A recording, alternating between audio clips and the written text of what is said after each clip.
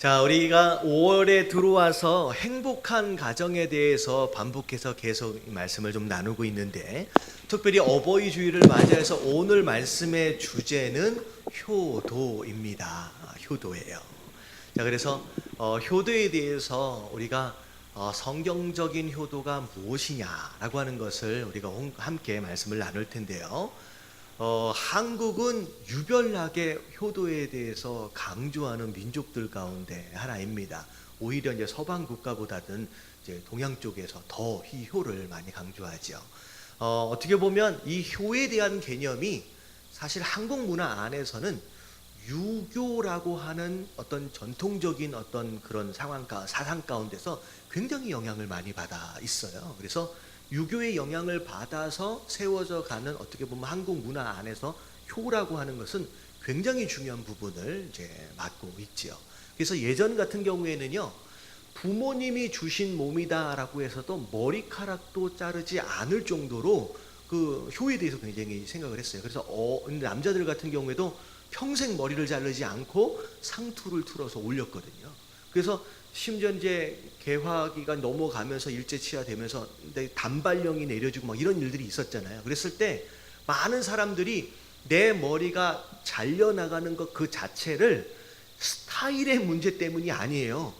부모님에게 불효한다라고 하는 마음 가운데서 많이 울기도 하고 통곡을 했었던 그런 경험들이 우리 한국 문화 안에서는 있거든요. 그래서 유교적인 영향을 받아서 우리가 이제 효에 대해서 굉장히 중요하게 생각하고 있는데, 더군다나 그래서 그런지 우리 그 부모님에 대한 장례 절차나 그리고 제사 절차에 대해서 굉장히 중요하게 생각하고 있는 민족이 바로 우리 이제 한국 민족입니다. 그래서 부모님 돌아가시면 어떤 옷을 입혀드리냐라고 하는 거, 그리고 어떤 관에 모시느냐라고 하는 것들을 대해서 가능하면 더 좋은 것, 가능하면 더 비싼 거, 그렇게 해서 많이 이제 신경을 쓰고 있어요. 그래서 심지어 그 전도를 하다 보면 그런 분들이 많아요. 특별히 어르신들 가운데 전도해서 교회를 다니면 교회 다니는 사람들은 제사를 잘 안 드리잖아요.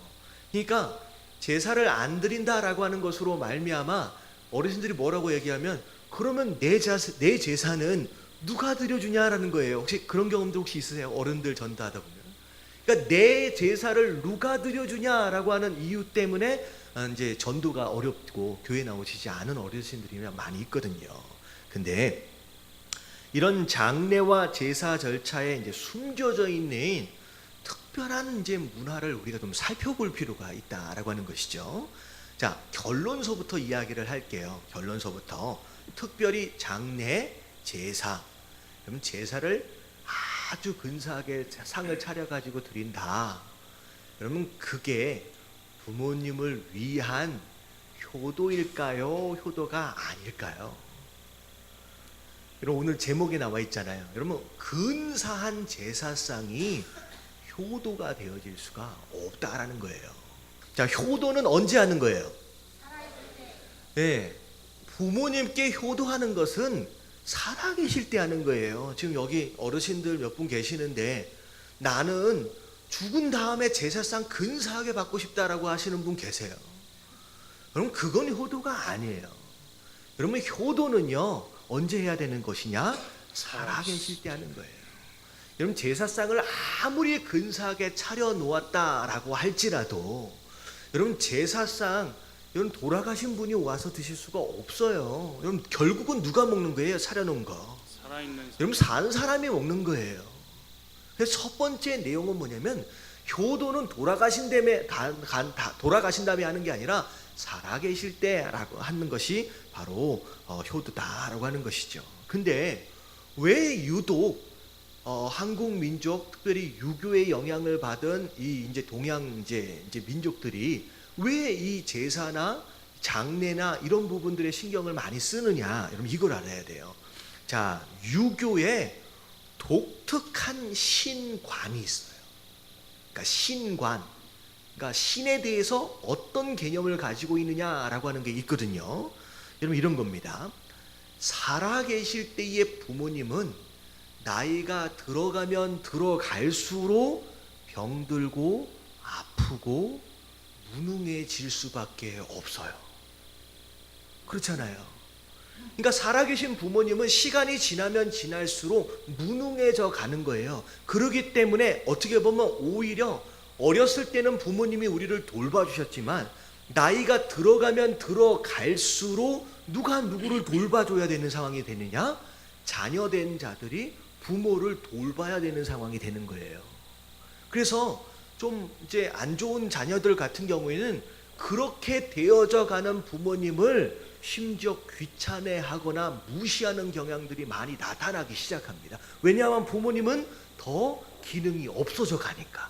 근데 유교의 신과는 자 어느 때부터 달라지게 되냐면 부모님이 딱 돌아가시는 순간서부터 무슨 일이 벌어지느냐. 살아계실 때는 무능해서 보살펴 드려야 할 대상이지만 돌아가시는 딱 순간에는 그 부모님이 뭐가 돼요? 신이 돼요.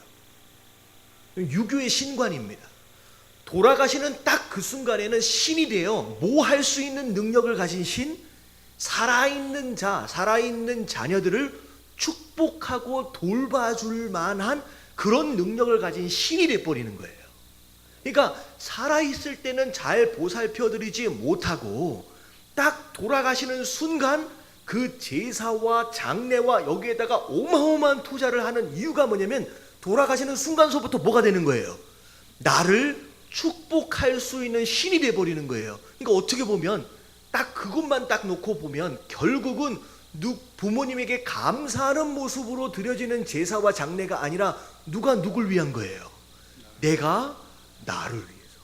부모님으로 인하여 내가 오히려 복을 받기 위해서 하는 어떻게 보면 굉장히 이기적인 모습의 우상 숭배에 불과한 것이 어떻게 보면 제사일 수 있다라고 하는 것이죠. 그래서 언제 해야 된다는 거예요?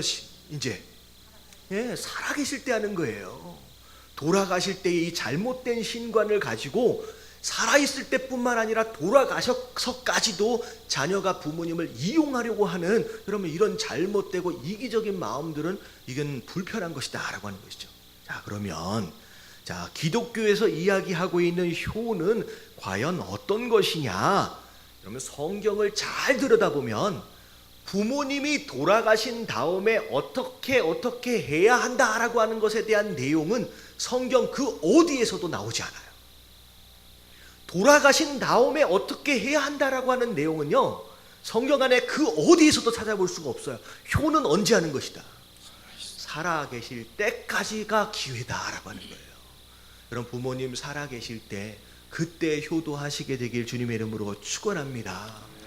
교회는 성경은 그걸 얘기하는 거예요. 살아계실 때 최선을 다해야 된다라고 얘기하는 거예요. 그리고 기독교 안에서의 효도를 어느 정도 수준으로 강조하고 있느냐? 자, 우리가 십계명을 보면 거기 안에서 효도에 대한 중요성을 우리가 알 수 있어요. 자, 십계명을 보면요. 자, 앞에 있는 1계명부터 4계명까지가 하나님 사랑에 대한 내용이고요. 6계명부터 10계명까지가 10번째 계명까지가 이웃사랑에 대한 개념입니다. 계명이에요. 자, 근데 사실 원래 제가 말씀드린 대로 이렇게 구별하는 게 일반적이지만 사실은 더 정확하게 구분을 하면요. 1계명서부터 4계명까지가 하나님 사랑이고요. 5계명을 가운데다가 핵심으로 놔두고 기준으로 놔두고 6계명서부터 10계명까지가 이웃사랑이에요. 그리고 5계명이 뭔지 혹시 기억나세요? 내 부모를 공경하라라고 하는 이 계명은 이웃사랑 안에 함께 들어가는 계명이 아니에요. 그럼 이걸 잘 아셔야 돼요.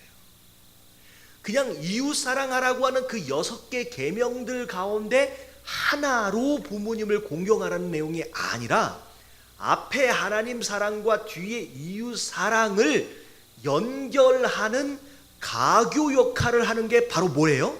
바로 부모님을 공경하라고 하는 그 명령이에요. 다시 말하면 이런 거예요. 우리 일부 예배 때 우리 오문식 목사님 기도하셨는데 부모님을 통하여 누굴 알게 돼요? 하나님 사랑을 깨닫게 됩니다. 나를 위하여 모든 인생을 다 헌신하여 다 내려놓으신 그 부모님의 모습을 통하여 간접적으로 하나님을 알게 되는 거예요. 내가 부모가 되어서 내 자녀를 정말로 사랑하는 그 모습을 보면서 아, 하나님이 나를 이렇게 사랑하시는구나 라고 하는 것을 부모가 되어서 또 깨닫게 되는 거예요. 다시 말하면 부모를 공경하라고 하는 이 효도는 하나님 사랑과 이웃 사랑을 연결하는 가교적인 계명이다 라고 여러분들 아시면 돼요. 그래서 레위기 19장 3절을 보면 자, 이런 말씀이 있어요. 다 같이 한번 읽어볼게요. 시작.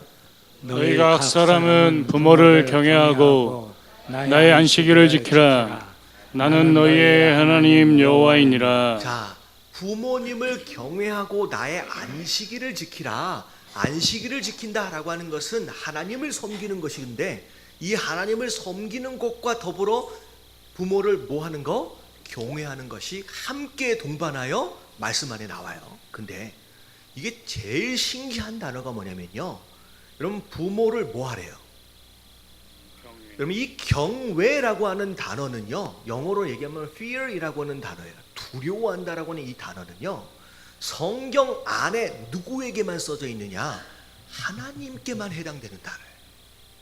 여러분 그 어디에서도 이 경외라고 하는 단어, 두려워한다라고 하는 단어는요, 사람 앞에 쓰여진 적이 없어요. 딱 어디만큼이에요? 부모에게만큼만 쓰여지는 단어예요. 다시 말하면 부모를 공경한다라고 하는 것은 마치 누구를 대하는 것처럼 여러분 하나님을 대하는 것과 같은 정도로 여러분 기독교가 강조하고 있다라고 하는 것이죠. 그리고 신명기 27장 16절에 보면 이런 말씀이 나와요. 다 같이 한번 읽어볼게요. 시작. 그의 부모를 경홀히 여기는 자는 저주를 받을 것이라 할 것이요 모든 백성은 아멘 할지니라. 자, 모든 백성들을 다 모아놓고서 하신 얘기가 뭐냐면 너희는 따라서 복창하라는 거예요. 아멘 하라는 거예요. 그렇게 할 것이다. 뭐라고 해야 돼요? 부모를 경홀히 여기는 자는 뭘 받을 것이다? 저주받을 것이다. 그것에 대해서 네가 동의해라라고 다 모아놓고 아멘을 강요하는 거예요. 지금 얼마나 부모를 사랑한다는 게 중요한 것이냐라고 하는 거. 심지어 저는 이 말씀 보고 깜짝 놀랐어요. 마태복음 15장 4절 말씀 다 같이 한번 읽어봅니다. 시작. 하나님이 이르셨으되 내 부모를 공경하라 하시고 또 아버지나 어머니를 비방하는 자는 반드시 죽임을 당하리라 하셨거늘. 너희 부모를 향하여 비방했다, 잘못 이야기하면 어떻게 한대요? 죽어요. 그러면 사형이에요. 사형. 그러니까 기독교가 효도를 하라는 거예요? 하지 말라는 거예요? 진짜 하라는 거예요. 언제 하라는 거예요? 살아 계실 때 아니면 돌아가신 다음에? 살아 계실 때 진짜 하라고 얘기를 하는 거예요. 저는 이 말씀 보고서 그런 생각을 했어요. 와, 이 말씀을 근거하여 볼 때 저는 벌써 몇 번이나 사형을 당했을 거다. 왜 이 생각을 했냐면 제가 중학교 때 이야기예요. 중학교 때 이제 중학교 때 이제 한참 애들이랑 막 놀러도 다니고 막 그럴 때인데 저희 친구들이 갑자기 한두 명 뭘 사기 시작했냐면요, 자전거를 사기 시작한 거예요. 이 자전거를 사기 시작하니까 애들끼리 모이면 자전거를 끌고 나오는 거예요. 그러면 자전거가 없는 아이들은 어떻게 돼요? 자전거를 타고 있는 아이들을 향하여 달려가야 되는 상황이 벌어지는 거예요. 그러면 같이 모여서 놀 수가 없잖아요. 그래서 제가 어머니하고 아버지한테 친구들도 다 자전거를 샀다, 나만 자전거가 없다, 나는 만나면 맨날 뛰어다녀야 된다, 그래서 사정 해가지고 뒤에 엉덩이 걸치고 그러고 타고 다녀야 되는 거예요. 얼마나 처량해요. 자전거 좀 사달라고 얘기하는데 안 사줘. 그걸 안 사주는 거예요. 그래서 친구들이랑 어울릴 수가 없으니까 그것 때문에 불만이 많은 거예요. 그래가지고 친구들 만날 때마다 무슨 얘기를 했냐면 누구 욕했어요? 아니 나는 우리 부모님이 이해가 안 간다고 부모님 욕을, 중학교 2학년이에요. 지금은 안 그러려고 애를 쓰는데 철이 없어가지고 그렇게 부모님한테 원망하고 불평하고 얘기해. 그때 생각이 나는 거예요. 이 말씀을 보니까 아유, 그때 이미 사형당했어야 되는데. 여러분 이게 기독교가 이런 거예요. 진짜 효도하라고 얘기해요. 부모님을 공경하시게 되길 주님의 이름으로 축원합니다. 자, 근데 결국은 기독교 효도하라고 말씀하시는데, 자, 성경적인 효도가 뭐냐라고 하는 것을 우리가 오늘 하나하나 좀 짚어가면서 말씀을 나누도록 하겠습니다. 자, 첫 번째 우리가 어떻게 해야 하느냐, 다 같이 한번 1번 읽어볼게요. 시작. 어린 감람나무가 되어야 한다. 자, 첫 번째가 어린 감람나무가 되어야 합니다. 부모님을 공경하기 위해서. 자, 이게 뭐냐면 시편 128편을 보면 행복한 가정에 대한 그림이 쫙 나와요. 근데 그 중에 자녀에 대한 내용이 뒤에 이제 나오는데, 자, 3절 같이 한번 읽어볼게요. 다 같이 시작. 내 집 안방에 있는 내 아내는 결실한 포도나무 같으며 내 식탁에 둘러앉은 자식들은 어린 감람나무 같으리로다. 네, 행복한 가정의 모습을 이야기를 하면서 아내 되어진 자들이 가정 안에서 어떤 역할을 해야 하는지를 설명하고 있어요. 포도나무처럼 되어져야 한대요. 여러분, 포도나무를 왜 얘기하느냐? 여러분, 포도나무는 이 근동 지방에 가면 우물을 파가지고 물을 마시기가 어렵습니다. 왜냐하면 너무 석회질이 많아가지고 일반적으로 그냥 우물을 파서 마시면요 다 설사예요. 먹을 수가 없어요. 그래서 일반적으로 근동 지방에서는 뭘 기르냐면요, 이 포도나무를 길러가지고 포도에서 나오는 즙을 짜서 주스를 마시든지 술을 마시든지 그렇게 음료를 대신합니다. 근데 왜 이 포도나무가 중요하냐면, 그 어떤 땅에 심겨졌다라고 할지라도 그 안에서 나오는 포도즙은 진짜 깨끗한 물로 바뀌어져서 나오는 거예요. 그러니까 아무리 더러운 땅에 심겨져도 그 포도나무에서 나오는 그 열매의 즙은 굉장히 깨끗합니다. 이게 뭐냐면, 그 안에 되어진 자들은 외부에서 어디에서 잘못된 건 나쁜 것이 이렇게 들어올 수 있잖아요. 그러니까 안에 되어진 자들은 어떻게 해야 되느냐? 들어오는 나쁜 노폐물과 나쁜 것들을 걸러내어주는, 필터링을 해주는 작업이 안에 되어진 자의 모습이라는 거죠. 그래서 아버지가 자녀에게 상처 줄 만한 말을 만약에 했다 그러면 엄마가 자식들한테 가가지고 야, 네 아버지 왜 그러냐 라고 같이 욕하면 돼요, 안 돼요? 같이 욕하면 안 되는 거예요. 어떻게 해줘야 돼요? 네 아버지 마음은 그게 아니야 라고 하면서 잘못 상처받을 수 있는 그 내용을 어미 되어진 자들이 뭐 해주는 거예요? 걸러주는 거예요. 그래서 자녀들에게 좋은 물을 마실 수 있도록 해주는 게 바로 아내 되어진 자의 책임이거든요. 그렇게 돼야지 행복한 가정이 됐는데, 그 다음에 나오는 게 뭐냐면 자식이 어떻게 되어져야 한다? 어린 감람나무가 되어져야 한다라고 얘기하는 거예요. 이 감람나무는 우리 한국에는 없어서 잘 모르는데요, 이게 올리브 나무예요. 근동 지방에 가보면 이 감람나무가 굉장히 많이 심겨져 있고 이게 재산입니다. 그래서 한 20-30년 되어진 오래된 감람나무, 그 이상의 감람나무 큰 거 하나만 가지고 있으면요, 그거 한 그루 가지고 자식들 대학까지, 시집까지, 장가까지 다 보내요. 그러니까 이 감람나무는 그것 한 그루 두 그루 있는 것으로 말미암아 그 가정의 기업이 되어지는 거거든요. 근데 이 감람나무가, 자녀가 감람나무가 된다는 것은 이 자녀가 돈을 많이 벌어와야 된다 이런 개념이 아니라, 어린 감람나무는 감람 열매를 얼마 맺지 않습니다. 근데 중요한 건 뭐냐면 존재하는 것 그거 하나만으로도 부모에게 뭐가 되는 거예요? 꿈이 되어지고 소망이 되어지는 거예요. 장차 이 아이들이 막 자라가면서 부모에게 효도하고 부모를 섬기게 될 그런 기대로 말미암아. 그래서 이 감람나무의 의미는 꿈, 소망, 기쁨이라는 뜻이 있어요. 그래서 자녀 되어진 자들이 그 가정 안에서 이 어린 감람나무의 모습이 되어질 때 그 가정이 행복해지고 그 부모들이 행복해질 수 있다라고 하는 거죠. 그래서 오늘 말씀의 두 번째부터는 무슨 내용이냐면요, 어린 감람나무가 되어지려면 우리 자녀 되어진 자들, 그리고 우리 자녀들을 어떻게 키워야 하느냐라고 하는 것에 대한 내용이 바로 두 번째부터 나오는 거예요. 자, 같이 한번 읽어봅니다. 2번 다 같이. 방금 보여준 게 감람나무래요. 한 번도 본 적이 없는데, 자, 이렇게 생겼어요. 이렇게. 자, 그리고 자, 2번 같이 한번 읽어볼게요. 시작. 의로운 삶을 살아야 한다. 자, 어린 감람나무가 되려면 첫 번째 어떤 삶을 살아야 된다? 자녀된 자들이 의로운 삶을 살아야 된대요. 여러분 잠언 23장 24절을 보면 줄 쳐진 데만 읽어볼게요. 시작. 의인의 아비는 크게 즐거울 것이요. 아버지 되어진 자들이 크게 기뻐할 수 있는 때가 있다는 거예요. 그때가 어느 때라는 거예요? 누구의 아버지가 될 때?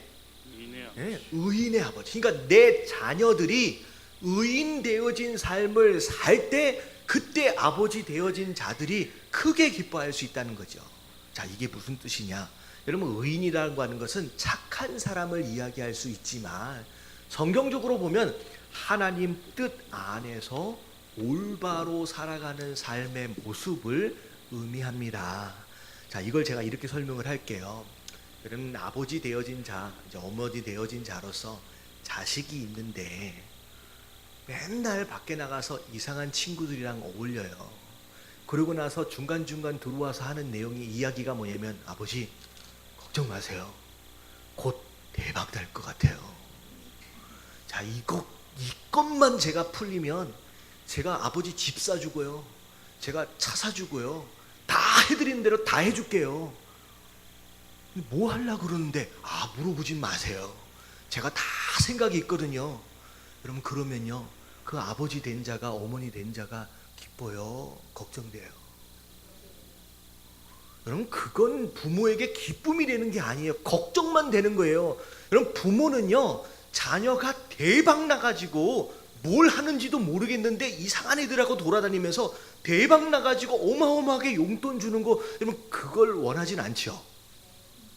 요즘 부모는 현금을 그렇게 좋아한다고 얘기하는데, 여러분, 그걸 좋아하는 게 아니에요. 비록 대박 나진 않았지만 자기가 스스로 노력하여 땀 흘린 것을 가지고 열심히 살아가고 열심히 섬기는 그런 자녀를 기뻐하는 줄로 믿습니다. 여러분, 생각해 보세요. 제가 미국에서 저희 목사님 그런 얘기를 하더라고요. 직업이 뭐냐? 도박사예요. 여러분, 한국에는 타짜라고 얘기하잖아요. 미국에 가면 도박사가 있대요. 그게 직업이래요. 그래가지고 라스베가스를 가면 항상 따가지고 온대. 진짜 신기하게 따가지고 오는데, 그래서 그게 직업이래요. 그래서 어마어마하게 돈을 버는데 그 부모가 기분이 좋을까요, 안 좋을까요? 그럼 매일매일 불안한 거예요. 별 동의해 주시지 않으신 것 같은데, 여러분, 내 자녀가 타짜라고 생각해 보세요. 여러분, 이거 밤낮 잠을 못 자는 거예요. 여러분, 부모에게 대단한 용돈을 드려야 효도가 아니라, 여러분, 성실하고 근면하게 살아가는 거, 그래서 내가 땀 흘린 것만큼의 대가로 섬기고 살아가는 거, 여러분, 그게 부모에게 기쁨이 되는 줄로 믿습니다. 여러분, 자녀들을 그렇게 가르쳐 주셔야 돼요. 내 자녀가 큰 사업해서 대박 나가지고 뭐 어떻게 해보는, 여러분, 그렇게 키우시는 게 아니라 정말로 노력한 것만큼 그것을 충분히 누리고 섬기며 살아갈 수 있는 자녀, 여러분, 이게 아비된 자에게 큰 기쁨이 되어진다라고 하는 거, 여러분, 의로운 삶을 살아가실 수 있는, 그리고 여러분 자녀들에게 그것을 가르칠 수 있는 저와 여러분들 되시길 주님의 이름으로 축원합니다. 그래서 첫 번째는 의롭게 사는 것이 그 아비에게 큰 기쁨이 된대요. 자, 그리고 두 번째, 자, 3번입니다. 같이 한번 읽어봅니다. 시작. 지혜로운 삶을 살아야 한다. 자, 지혜로운 삶을 살아야 한다. 자녀된 자들이. 자, 동일한 말씀인데 잠언 23장 24절 뒤에 줄 쳐진 데만 볼게요. 지혜로운, 시작. 지혜로운 자식을 낳은 자는 그로 말미암아 즐거울 것이니라. 자, 지혜로운 자식을 낳은 자가 그 부모에게 뭐가 된다? 즐거움이 된다는 거예요. 자, 자녀가 지혜로워야 돼요. 여러분들 스스로 지혜로운 사람이 되어야 합니다. 그래야 부모님께 효가 된다는 거예요. 그러면 자, 어떻게 해야 지혜로울 수 있어요? 그러니까 뭐가 지혜냐라고 하는 것에 대한 정의가 바로 세워지지 않으면 지혜로운 자녀가 되어지기 위해서 공부를 많이 시켜야 되느냐, 뭐 어학연수 보내고 유학을 보여야 되느냐, 뭐 과외를 시켜야 되느냐, 여러분 이런 개념이 아니에요. 여러분 뭐가 지혜예요? 하나님의 음성. 여러분 성경에 나와 있어요. 어디 나와 있냐면 솔로몬이 하나님 앞에 1000번제를 드려요. 하나님 앞에 예배를 딱 드렸더니 하나님이 나타나셔서 네 소원이 뭐냐라고 물어보십니다. 그럴 때 솔로몬이 뭐라고 얘기하느냐면, 솔로몬은 어린 나이에, 젊은 나이에 왕이 됐잖아요. 그러니까 왕권을 가졌지만 백성들의 장로들이 인정을 잘 해줘야 안 해줘요? 잘 안 해주는 거예요. 그래서 어려운 거예요, 정치하기가. 그러니까 이제 무슨 얘기를 하냐면 하나님 앞에, 하나님 저는 어립니다. 저는 그래서 언제 들어가고 언제 나와야 할지를 잘 알지 못합니다. 그래서 하나님 저에게 뭘 달라고 구했냐면 지혜를 주십시오라고 구하지 않았어요. 지금 성경에 보면 뭐라고 얘기하느냐? 하나님 저에게 듣는 마음을 주시옵소서라고 기도했어요. 그때 하나님의 그 구한 것으로 말미암아 감동을 받으세요. 일반적으로 왕이 됐다라고 한다면 이런 걸 구했을 거라는 거예요. 건강하고 장수하게 해주세요. 돈 많이 벌게 해주세요. 재력에 대해서. 그리고 원수들을 다 무찔러 주세요라고 하는 그런 기도를, 그런 소원을 빌었을 것 같은데, 너는 전혀 다른 걸 구하는구나 라고 하는 마음 가운데 기쁜 나머지, 그래 내가 너한테 이걸 줄게 라고 말씀하셨던 게 뭐예요? 그게 지혜예요. 다시 말하면 솔로몬은 듣는 마음을 구했는데 하나님은 그 듣는 마음을 뭐라고 정리해 주셨느냐? 그게 뭐다? 그게 지혜다. 여러분 지혜로운 자녀가 된다라고 하는 것은 공부를 많이 해서 똑똑한 사람이 되는 것을 이야기하는 것이 아니라, 뭐가 열려 있는 사람? 귀가 열려서 누구의 말을 들을 줄 아는 사람, 하나님의 음성과 또 누구 얘기예요? 부모님의 말씀을 들을 수 있는 자로 세워져야 된다는 거예요. 여러분 이게 지혜인 줄로 믿습니다. 아멘. 부모님에게서 들어야 된다라고 하는 거예요. 여러분 젊으면 젊을수록, 우리 어머니는 몰라, 우리 아버지는 몰라, 무시하지 마십시오. 젊을수록 우리 어머니, 우리 아버지의 이야기를 들을 수 있는 그 지혜, 여러분 이게 부모를 기쁘시게 해줄 뿐만 아니라 그게 행복한 가정의 시작이다라고 하는 거예요. 자 보세요. 여기 어르신들 몇 분 계시는데 뭐가 더 즐거워요? 부모가, 자식들이 10만 원짜리 20만 원짜리 용돈 가지고 오는 게 더 기뻐요? 아니면 뭐 어려운 일 있을 때마다 엄마, 아빠 내가 이런 어려움이 있는데 엄마 나 어떻게 하면 좋겠어? 라고 물어봐 주는 자녀가 더 고마워요. 자, 이 상황을 갔는데 나는 20만 원이 더 좋다라고 하는 분위기를 가면 되게 이상해지는데, 이게 설교하기가 쉽지가 않아요. 근데 이런 거예요. 부모가 나이가 들어가면 들어갈수록 내 존재 가치를 인정해 주는 자녀를 더 기뻐해요. 나만 그러는 거 아니에요. 좀 권사님 그렇죠? 우리 또 뒤에 우리 목사님도 그렇고 그렇죠? 네. 돈은 있다가도 없는 거예요. 없다가도 있는 거예요. 근데 내가 살아있다라고 하는 것에 대한 가치를 인정해 줄 아는 그 자녀가 훨씬 더 기쁜 거예요. 어렵고 힘들 때마다 나한테 물어봐주고 나하고 상담하기를 청하는 그 자녀가 더 고마운 거예요. 그래서 진짜 지혜로운 자녀는 부모의 말에 귀를 여는 그런 자녀인 줄로 믿습니다. 그래서 여러분들 효도받길 원하신다라고 한다면 여러분들 자녀를 공부 많이 시켜서 의사, 박사 뭐 만들려고 하지 마시고 내 말에 귀 기울일 수 있는 자녀로 세워가십시오. 그리고 자녀된 우리 모습은 부모님이 아무리 나이 드셨다라고 할지라도 그분께 물어봐 드리고 그분의 음성을 들어드릴 수 있는 여러분 저와 여러분들 되어지시길 주님의 이름으로 축원합니다. 그래서 지혜로운 삶이다라고 하는 건 그거예요. 그래서 잠언 1장 8절부터 9절까지를 볼게요. 다 같이 시작. 내 아들아 들으며 내 어미의 법을 떠나지 말라. 이는 내 머리에 아름다운 관이요 내 목에 금사슬이니라. 아버지의 말, 어머니의 말을 들으래요. 그것이 너에게 영광이 된대요. 그것이 너에게 영화가 된다라고 하는 거죠. 그러면 자녀 되어진 자들은 누굴 통하여 복을 받는 것이냐? 부모를 통하여 복을 받습니다. 특별히 내가 부모에게 어떻게 하느냐를 보고서 하나님께서 자녀된 자들에게 복을 부어주신다라고 하는 거, 여러분 깨달아지시길 주님의 이름으로 축원합니다. 네. 자, 마지막 네 번째입니다. 우리 같이 한번 읽어볼게요. 시작.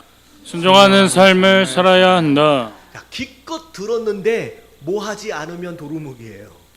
순종하지 않으면 들은 다음에 하신 말씀을 따라 순종하는 거, 이게 마지막 열매예요. 그래서 에베소서 6장 1절 말씀 같이 한번 읽어볼게요. 시작. 자녀들아 주 안에서 너희 부모에게 순종하라. 이것이 옳으니라. 이건 너무나도 당연한 거라는 거죠. 그래서 부모님 말씀에 귀 기울이고 그 말씀에 순종할 수 있는 자녀, 그렇게 되어질 수 있으면 그 가정 안에 마치 무엇처럼 세워질 수 있느냐? 어린 감람나무처럼 존재하는 것만으로도, 그냥 옆에 있는 것만으로도 막 기쁨이 되고 꿈이 되어지고 소망이 되어지는 여러분 그런 가정이 될 수 있는 줄로 믿습니다. 아멘. 그래서 마지막에 보면 그렇게 부모님을 공경한 자들에게 하나님이 주시는 약속이 있어요.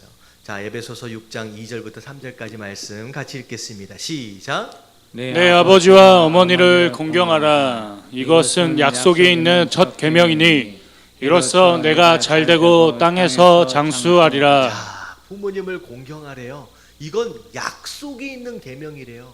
내가 그 계명에 실천하면 내가 반드시 들어줄 만한 무엇인가가 있다는 거예요. 근데 무슨 복이냐면 네가 잘 된대요. 하는 일마다 잘 된대요.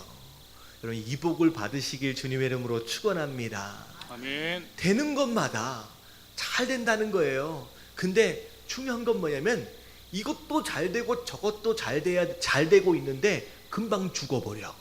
그러면 그것은 복이 아니죠. 무슨 복까지 주신대요? 이 땅에서도 장수할 수 있도록 하나님께서 건강도 주신다고 하는 것이죠. 그래서 성경을 보면 부모님을 잘 섬겼던 사람들을 보면, 특별히 이삭을 보면요, 이삭만큼 효도한 사람이 없거든요. 이삭만큼 효도한 사람이 없잖아요. 순종한 사람이 없잖아요.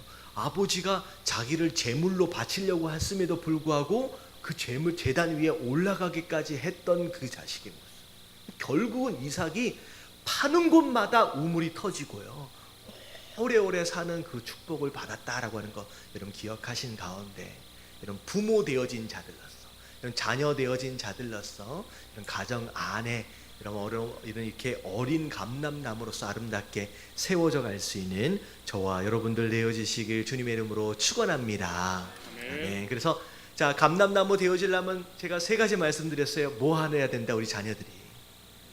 자, 첫 번째 의로운 삶을 살아야 한다. 두 번째 지혜로운 삶을 살아야 한다. 다른 게 지혜가 아니에요. 듣는 마음. 세 번째가 뭐예요? 순종하는 삶을 살아야 한다. 그렇게 세워갈 수 있는 저와 여러분들 되시길 주님의 이름으로 축원합니다.